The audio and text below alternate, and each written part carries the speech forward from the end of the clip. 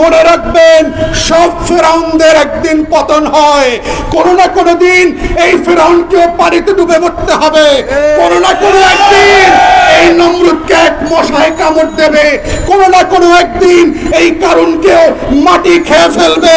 সেই দিন খোদার কসম আপনাদেরকে বিচারের কাঠগড়ায় দাঁড়াইতে হবে। প্রত্যেকটা আসনের প্রত্যেকটা টাকার অঙ্কের ডলারের সুদে আসলে হিসাব দিতে হবে। এই বাংলাদেশে বাংলাদেশ কাউকে মাফ করে নাই।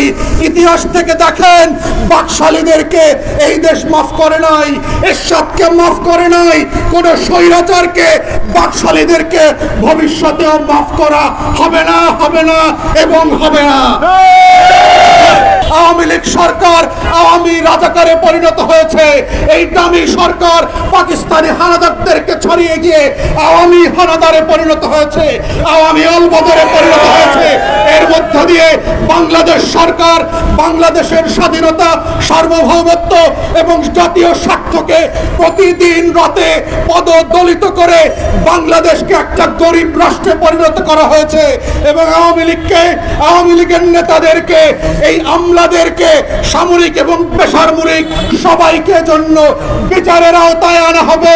তাই আমরা সরকারকে বলছি, জনগণের কাতারে ফিরে আসেন, গণতন্ত্রের পথে ফিরে আসেন। স্বাধীনতা সার্বভৌমত্বের সাথে গাদ্দারি করে আগে যেমন বাংলাদেশের মানুষ কাউকে ক্ষমা করে নাই, ভবিষ্যতে আপনাদেরকে ক্ষমা করা হবে না। বাংলাদেশে যত খারাপই হোক একটা বিচার বিভাগ আছে।